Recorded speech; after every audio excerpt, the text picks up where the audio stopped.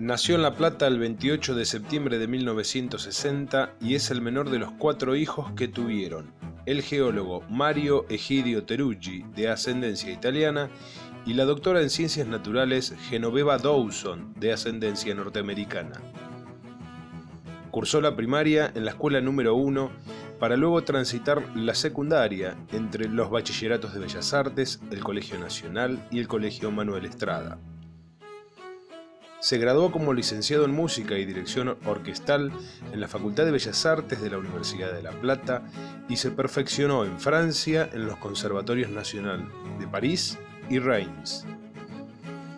Desde 1998 es director de la Camerata Académica del Teatro Argentino y profesor de Dirección Orquestal en la Universidad Nacional de La Plata. Como director invitado, estuvo al frente de más de 20 orquestas sinfónicas, entre las que se destacan las Filarmónicas de Montevideo y Buenos Aires, la Orquesta de la Alianza Francesa de La Plata, Juvenil de la Fundación Filarmónica de Quilmes y la Estable del Teatro Argentino, además de las Sinfónicas de Córdoba, Chaco, Bahía Blanca, Paraná, Santa Fe, Salta y San Juan. Con nosotros y con ustedes, Bernardo Teruggi. Bernardo, un gusto tenerte en el programa. Gracias por la invitación. No, gracias a vos por venir. Pensaba hoy cuando venía para acá en tu tarea, en tu trabajo, ¿no? Pensaba en la batuta. La pregunta de todo el mundo. Y la batuta, y porque todos queremos tener la batuta, ¿viste? ¿La batuta es un instrumento?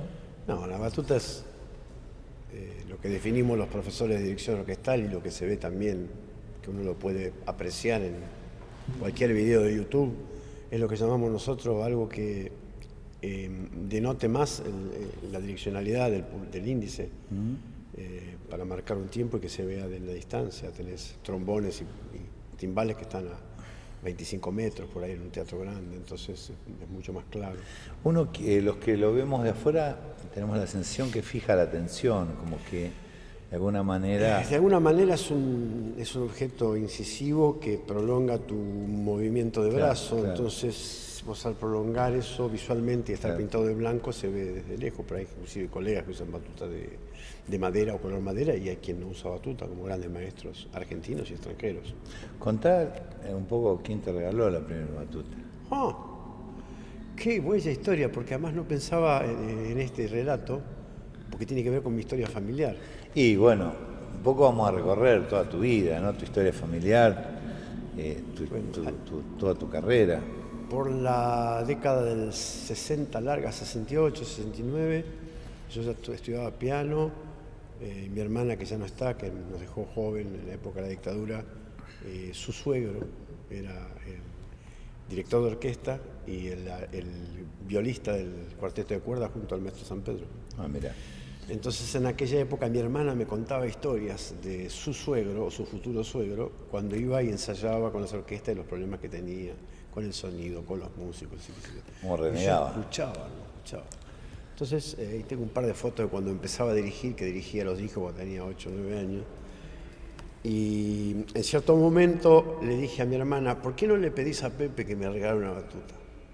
¿Qué cosa? Y me trajo una batuta media rotita o qué sé yo, y para mí era como si fuera un Ford Falcon de aquella época, ¿no?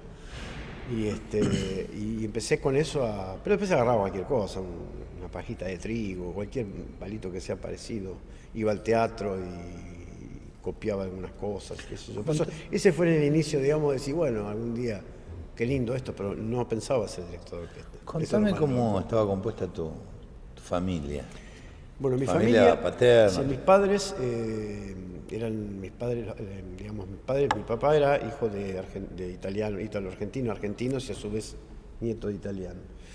Y mi madre era hija de norteamericanos que vivían acá, que vinieron y emigraron en 1915. Yo me crié dentro de esa gran casa, chorizo, casa familiar, en 59-89, y ahí éramos 7. Mi abuela, cuando yo nací, mi abuelo ya me había muerto. Mi abuela norteamericana, mis padres y 4 hermanos, Diana, Dani, Lili y yo. Mirá. Daniel, Diana, Daniel, Lilia o Lili y yo. Yo soy el más chico. ¿Tenía ventajas e inconvenientes ser el más chico? tiene la ventaja de que ya no te marcan tanto, pero en el caso mío siempre digo que tiene el inconveniente que estaba muy veleta y no tenía, digamos, una orientación muy segura de lo que quería hacer, y viste, es más chiquito, lo dejan, y yo seguía por el rumbo que me llevaba la vida por ahí, ¿no? ¿Y qué hacía tu papá y qué hacía tu mamá? Los dos eran doctores en ciencias naturales. Ah, mira. Mi padre era geólogo, fue director del museo, y mi mamá también era geóloga, era botánica, y también los dos trabajaron y se conocieron en el museo. Qué historia, ¿no? ¿Y cómo aparece esta situación musical? Porque no hay genética, ¿no? Inmediata. Y medio que sí. Mi abuela norteamericana tocaba el piano y tenía un oído terrorífico, muy afinada. Después, mi abuelo, que yo no conocí, tocaba la viola y estudiaba música, siendo astrónomo, o sea que estaba asociado con los astros musicales. Claro, mirá.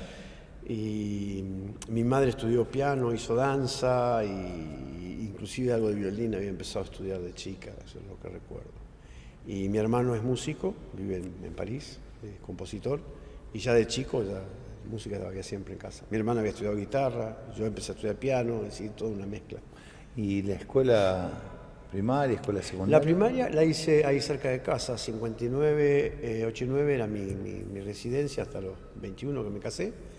Y la parte, digamos, educativa estaba dentro de la zona, porque el primario era la escuela modelo número 1, Francisco Averra, en la calle 8, 57 y 58, en la escuela de provincia de aquella época.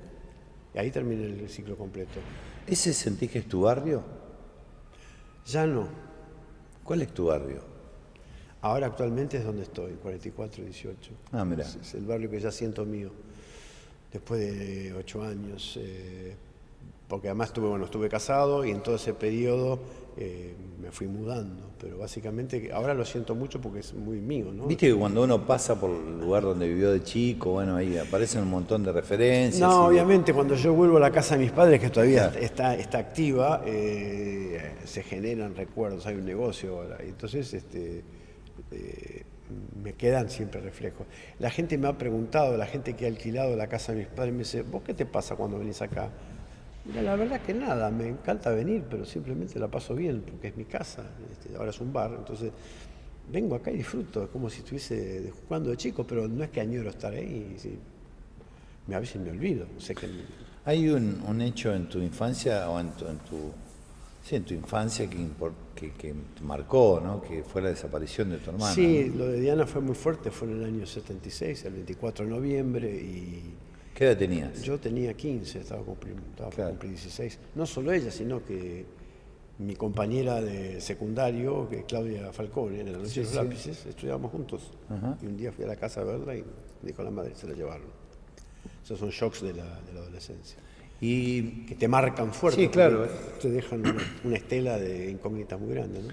Sobre todo el hecho de pensar en la desaparición, ¿no? El hecho de que alguien no esté más. Mira, hace poco me hicieron un reportaje, sin ir más lejos, la semana pasada para una escuela, y me dice que es lo que más me duele si no pienso en mi hermana. Todos los días pienso, pero lo más feo es no poder enterrar a tus familiares, es lo más duro. Es no ver, digamos, la ceremonia, saber palabra fea que se usó, la incógnita, esa palabra que se usó mucho tiempo. Eso es parte de mucha gente de La Plata y de Argentina y del resto del mundo, ¿no? Y hay rencor, hay...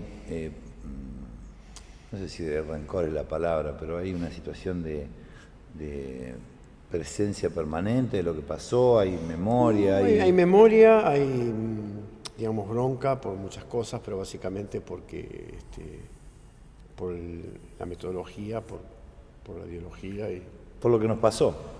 Por la historia de la Argentina. La única cosa que yo siento positiva es cuando se empezaron a hacer los juicios. Eso fue una cosa para mí muy importante desde el punto de vista familiar, desde el punto de vista de la justicia. Caramba, no estamos hablando de nada del otro mundo. A veces cuesta hablar de esos temas, la gente es reacia a hablar de los temas, pero la justicia es la justicia, no hay vuelta que darle. Aquí, en Auschwitz y en Nuremberg.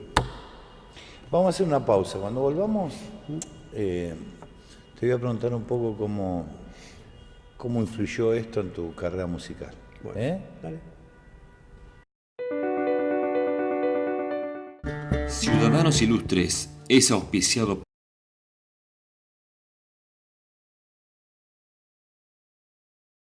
Segundo bloque de Ciudadanos Ilustres con Bernardo Terruggi. Bernardo, un poco hablábamos del bloque anterior de tu hermana y de lo que nos pasó, ¿no?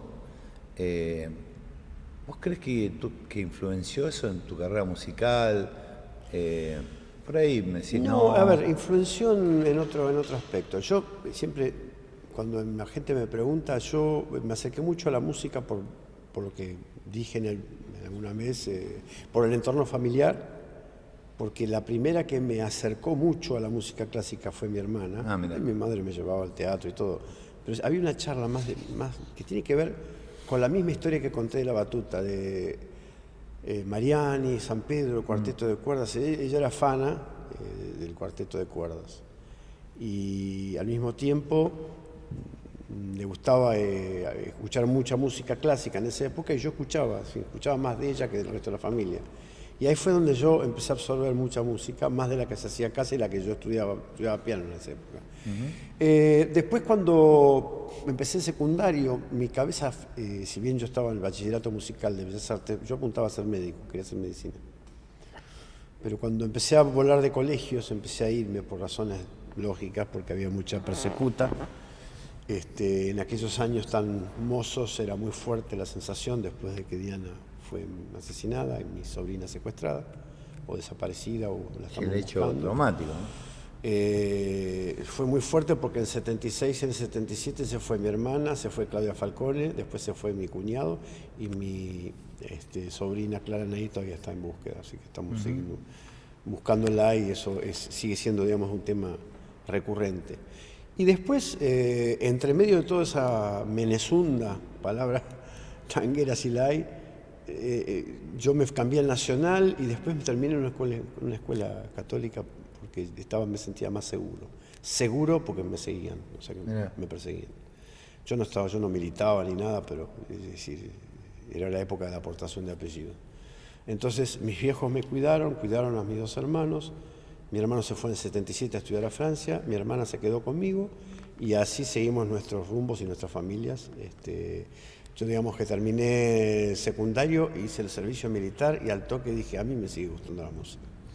¿En ese momento o en qué momento de tu vida tuviste la certeza que la música iba? Cuando conocí a mi ex mujer, yo ya estaba haciendo música, la conocí a través de la música. Y en el barrio de ella, justamente, había una banda donde yo fui a suplantar a un baterista en aquella época, y ahí me quedé con esa banda durante un tiempo. Después hice el servicio militar, y yo ya, cuando empecé a hacer los arreglos de la banda, empecé en el servicio militar, que yo estaba en la banda y miraba al maestro que dirigía, y dije, yo quiero hacer esto.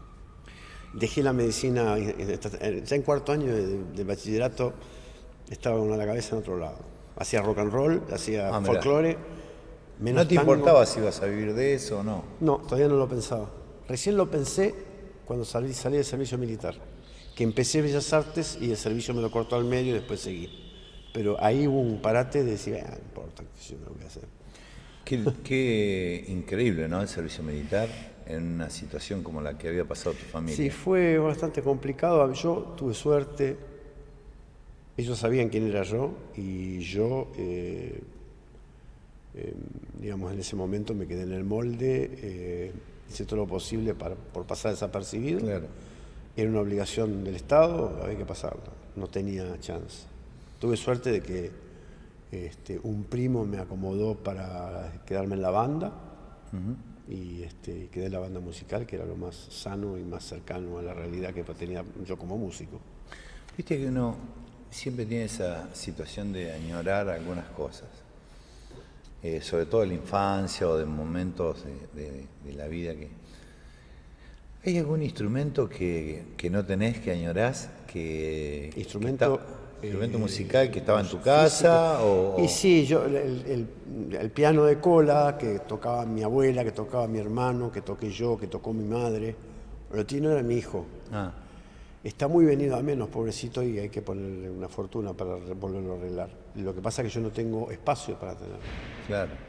Y el piano es ahora actualmente de mi hijo, que él sí tiene donde tocar y qué sé yo, pero está pobre, muy viejito, hay que darle un service. Es esa añoranza de estudio también. Ah, mira. Y porque estudiaba ahí las primeras partituras y todo lo trabajé en ese piano, entonces, ahora obviamente tengo un teclado electrónico, pero en aquella época hay las cuestiones tímbricas de ese piano que te quedan grabadas, esas imágenes. Hay sonidos que enseguida te remontan a algo, ¿no? Acordes. Esa situación de memoria auditiva, ¿no? Sí, son sensaciones, ¿no? Como la misma dirigir es también suma de sensaciones y sentir que la orquesta viene hacia vos, vos hacia la orquesta y vas produciendo lo que va sonando y son siempre imágenes. Como el cantante que trabaja con imágenes para impostar la voz y colocar, y el profesor dice, mira, fíjate si viene de arriba el sonido, que resuene en la máscara, que tira de atrás, y que eso son todas imágenes para que un fonador funcione. Esta situación de pensarte director de orquesta, más allá de lo que hablábamos de la batuta y demás, ¿cuándo la descubriste o cuándo sentiste que ese era? Es que yo lo hacía espontáneamente dirigiendo discos cuando era chico y cuando iba a la facultad, es muy larga la historia, pero iba al teatro y miraba a directores, ¿Sabes por qué te pregunto? Sí. Porque intento ver si podemos encontrar algo que nos dé indicios de por qué alguien es director de orquesta. Porque lo pienso como un conductor. Es un conductor, pero en realidad es difícil de definir. Está buena la pregunta. Yo cuando empiezo las clases de dirección, yo doy clases de dirección en la facultad y les digo a los chicos, esto es dirigir, es conducir, es ser chef de orquesta, como los franceses, es director. ¿Cuál es la palabra que usan ustedes? ¿Qué piensan? Y últimamente les tiro la idea de conducir. Es decir, nosotros conducimos el discurso musical de un montón de gente. Tenemos un código con el cual nos comunicamos con toda esa gran familia, que son subfamilias, violines, o sea, la cuerda, los vientos, maderas, percusión, en la cual uno tiene que hacer que todos combinen la misma idea que vos tenés como músico. O sea, tu instrumento es tu cuerpo con la orquesta o tu código con la orquesta. Eso a su vez tiene una gran comunicación tuya con ellos para que todo eso salga hacia la música, hacia el público, que es el oyente, ¿no? El final receptor de todo esto. Entonces, todo eso engloba un manejo de grupo, un tiempo de ensayo, un trabajo de equipo, un trabajo de charla, un trabajo de gesto, un trabajo de ideas, un trabajo de imágenes y además hay que escuchar que suene bien. Claro. O sea que hay que pensar qué es lo que uno quiere como imagen, que lo da la convivencia Sí, la convivencia es parte digamos, yo no me gusta decir manejo de grupo, yo no manejo, lo que hago es coordinar que los grupos trabajen entre sí e interactúen. O sea, aquel tiene que escuchar armónicamente. Sí, hay que conectarse, la conexión es como una central telefónica. Vos lo que haces es combinar la ficha de la vieja central telefónica del ASI, poner la ficha acá, conecta, y llamás a Jenny y vas conectando a todo el mundo con algo que sos vos, el que, digamos que, la hélice el propeller, el que le da el impulso. Pero ese impulso no lo da si vos no marcás así, la gente no va a entrar nunca. Si vos no conectás a todos en la concentración de un punto y de ahí arrancás, si no te están mirando, todo el mundo, cada uno va por su lado. Entonces vos lo que haces es conectar y conducís un grupo de gente. Pero no dirigís, digamos, la intencionalidad de la música. Yo estoy en contra de la imagen del director tirano que se veía antes, Toscanini, los gritones, qué sé yo. Se puede hacer música sin todo eso, tranquilamente. Si la cosa se pone pesada, hay que pegar un par de gritos, como en todos lados. Pero es la conducción también. Es parte de la conducción. Bernardo, vamos terminando este primer programa. Nosotros nos quedamos charlando, yo voy a cerrar el programa, ¿te parece? Sí, perfecto. Bueno, y nosotros nos volvemos a encontrar el sábado a las 18:30 horas, aquí en el recinto del Consejo Deliberante, para hacer juntos Ciudadanos Ilustres.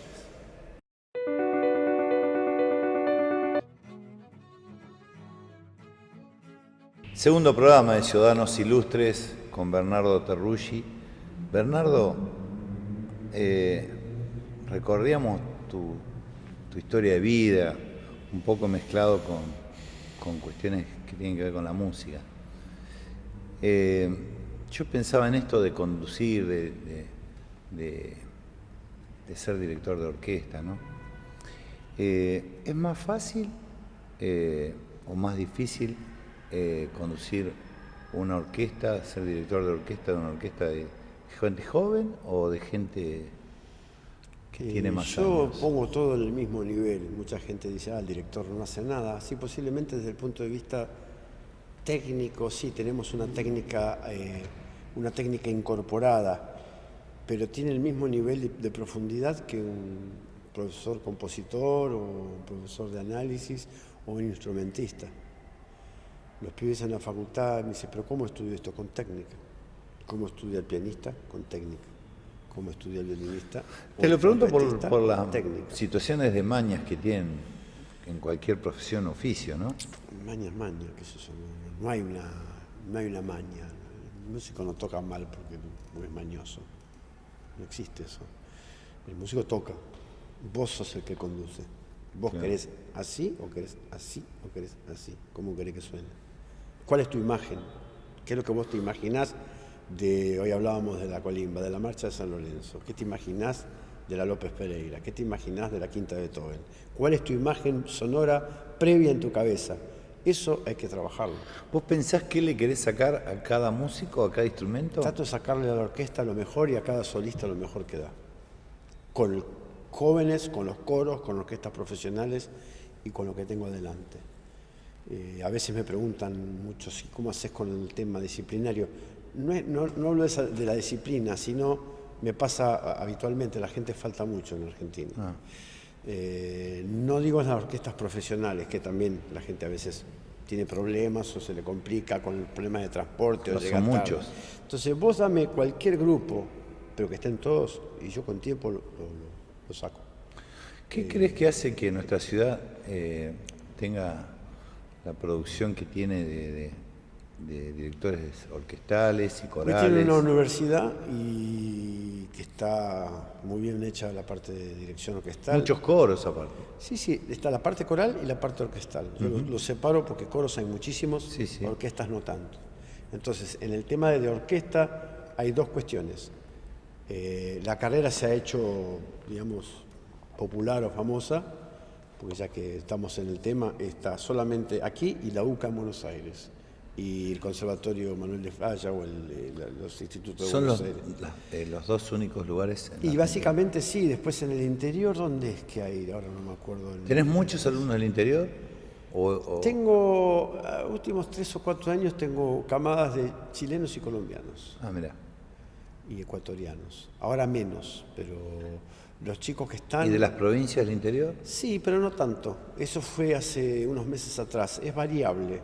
Y después hay como una decantación entre primero y cuarto año de dirección orquestal, no sé las otras carreras, pero unos que van abandonando o otros que les tardan más o recursan. Perdón. El tema es que hay una gran apertura hace 15 años o 20 con las orquestas infanto-juveniles, las orquestas escuelas. Sí. Entonces, hace falta formar a la gente para dirigir.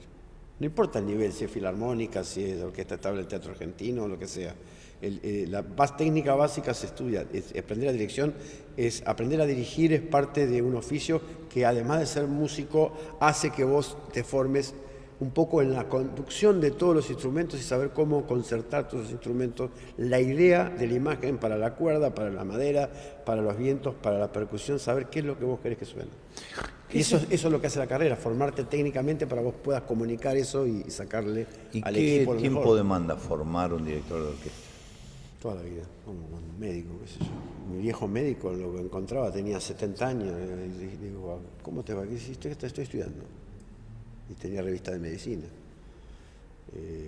La única diferencia es que se jubila por ahí o el piloto llega un momento que no puede volar más profesionalmente. Nosotros tenemos otro estándar. El bailarín a los 40 se jubila, por decir un número, como está muy grande. Y nosotros podemos seguir dirigiendo hasta el último momento. Entonces, demanda, digamos, una formación musical básica en el instrumento y en todas las materias que eso engloba. O sea, armonía, contrapunto, formas musicales, historia de la música, muchas que están, digamos, materias que tiene la universidad o la facultad o los conservatorios.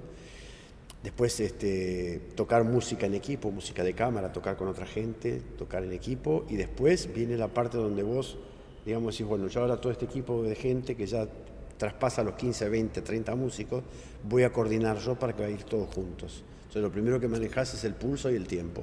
Y después manejás toda la cuestión de los planos, es como una consola que uno tiene adentro y que tiene que provocar en el músico. Pero todo eso hay que hacerlo a través de un código. El código lo tenés en los aeropuertos cuando te guían para estacionar. Esto es lo mismo, es un gesto que guía y hace un código o genera un código para que está preestablecido por los músicos. Acá, en Japón, en Corea, en Estados Unidos y en Alemania, que vos haces así y la orquesta, el famoso gesto de levare, la orquesta va a entrar. ¿No tenés la sensación de que debería haber más orquestas, escuelas en barrios carenciados? Sí, bueno, en un momento empezó a haber. Yo de hecho, yo soy formador de dos orquestas escuelas. Una, la Orquesta Municipal de General Belgrano, y fui, digamos, forjador de eso gracias al director de Cultura de la gestión anterior. Y también estuve en el proyecto de orquestas de provincia en General Belgrano. Eran dos orquestas, la municipal y la de provincia. Lo pienso porque, digo, viste, en las localidades de la ciudad de La Plata, sobre todo en barrios muy carenciados, uno tiene la sensación, fundamentalmente porque uno viene del sur de la ciudad, una zona castigada, una zona que si muchas veces muchos chicos hubiesen tenido un instrumento musical, no hubiesen agarrado un arma. Bueno, pero un poco el plan del proyecto de las POP es el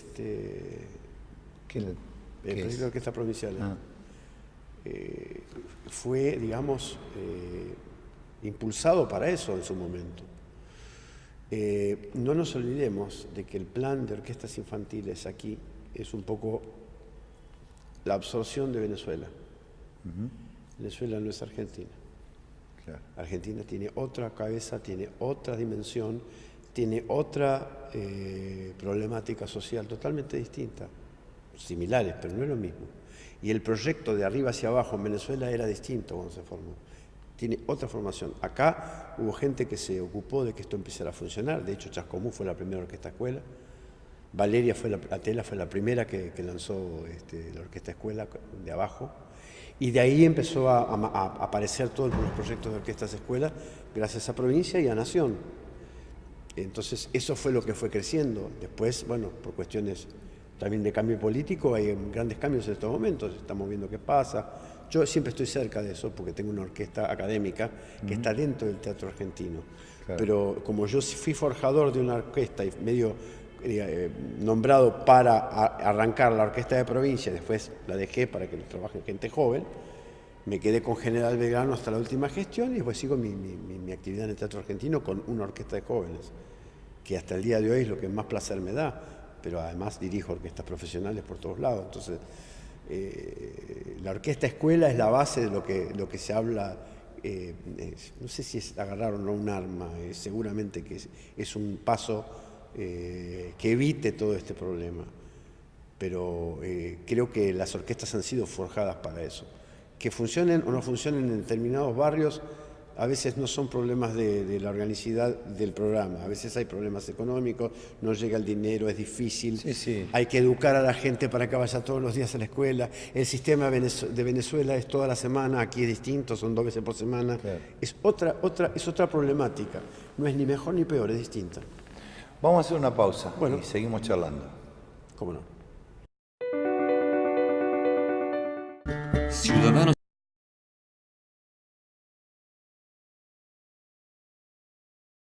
Último bloque de Ciudadanos Ilustres.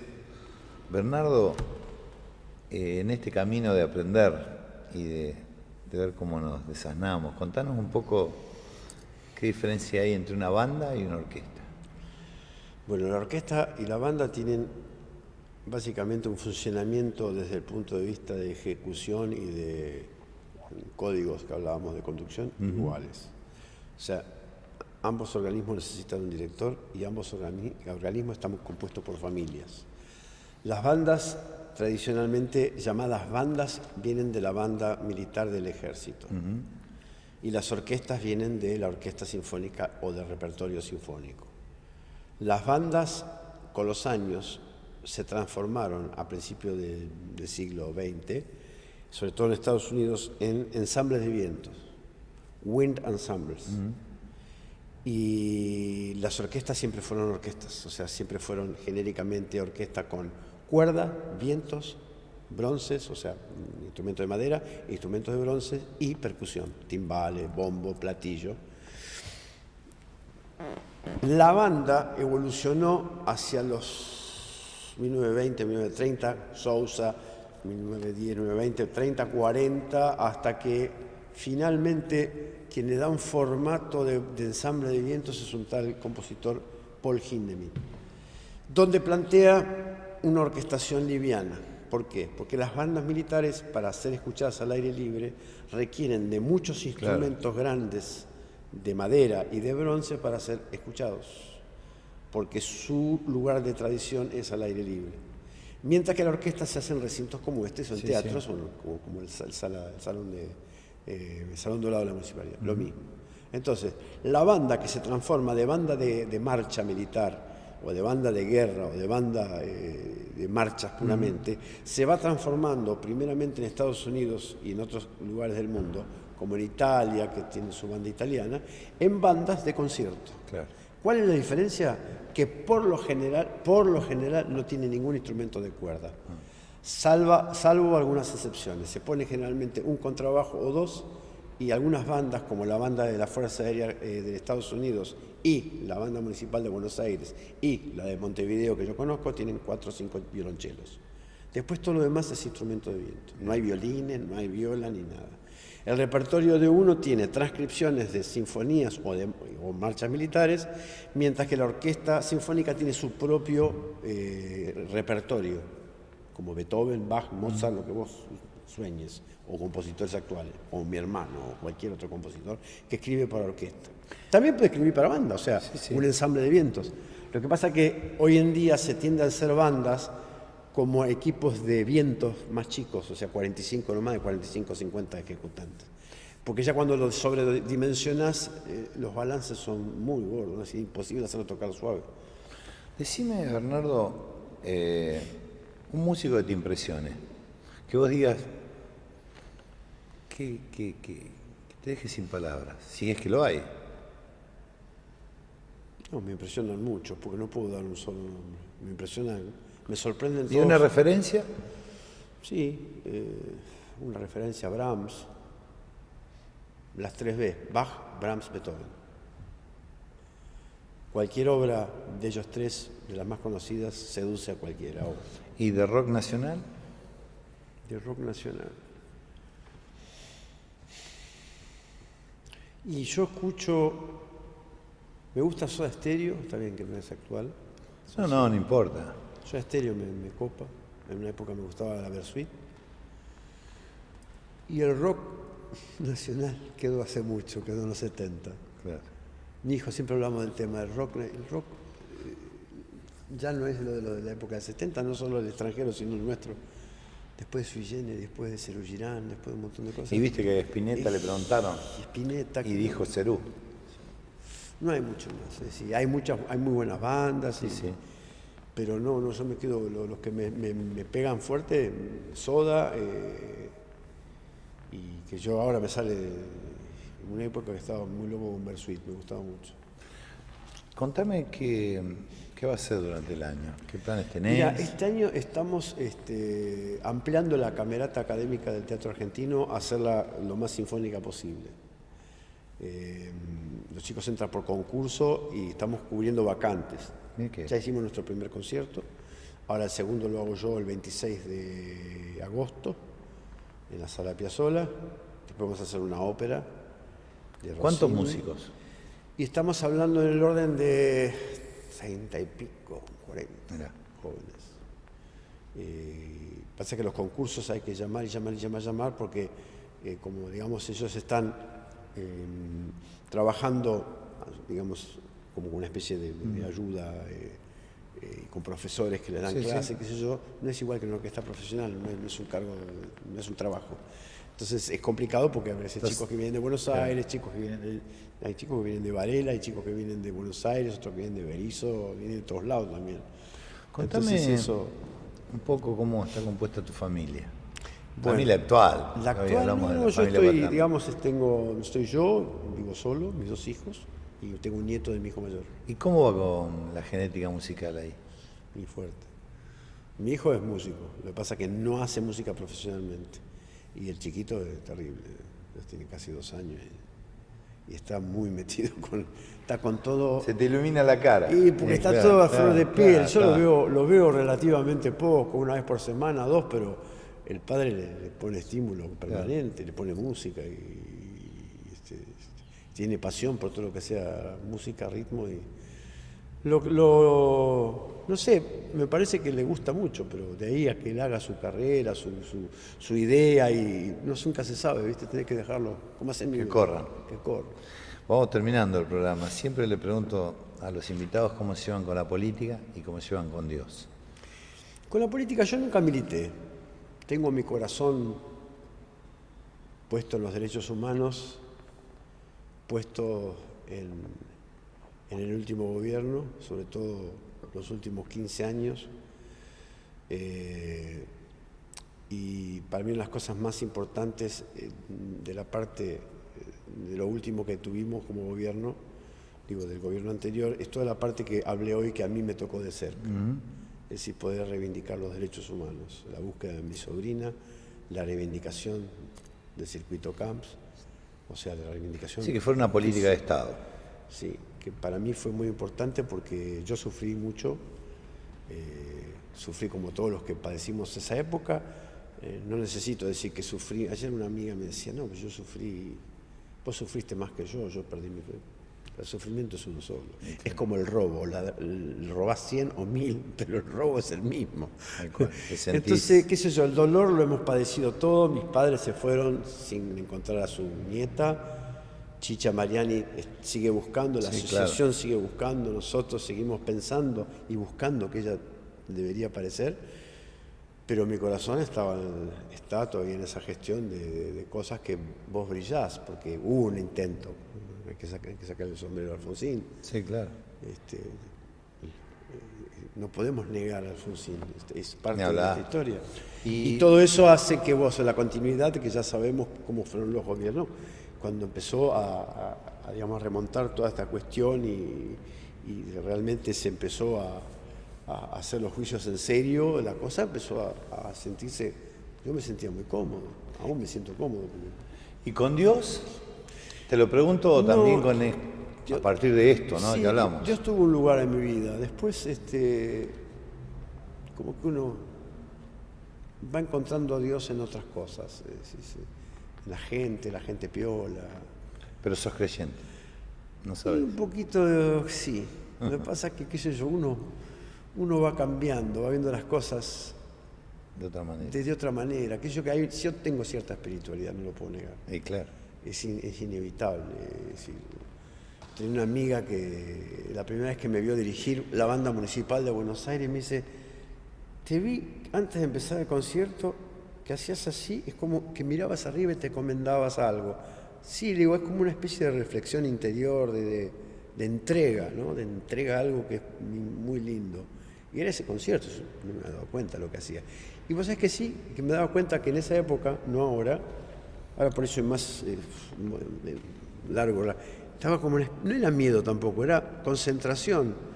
Entonces era como una especie de espiritualidad previa a empezar, que creo que debería volver a practicar. Pero me quedó ese flash de esta colega, me dice, es como una cuestión religiosa antes de entrar. Por ahí está ahí la cuestión. Y por ahí está ahí. No, yo apuesto que hay algo ahí dando vueltas y que nos ayuda, y que nos guía. Hay ángeles que me guían, hay ángeles que no están más, que ya sabes de quién me refiero, que yo siento que guía, pero... Bernardo, ha sido un gusto tenerte en el programa. Bueno, es la humilde forma que tenemos de decir que estamos orgullosos de vos. Gracias Así por que, haberme invitado, qué sé yo, siempre es también un mimo espiritual y un mimo del corazón cuando te invitan a un lugar para charlar de vos. Charlo un poco de todo, me gusta charlar un poco de todo en general, pero Básicamente lo que le he contado en la entrevista es una especie de síntesis corta de mi cabeza de lo que pienso, ¿no? Gracias, Bernardo. Bueno, un gusto. Un gusto. Bueno, y nosotros nos volvemos a encontrar el sábado a las 18:30 horas aquí, en el recinto del Consejo Deliberante, para ser juntos ciudadanos ilustres.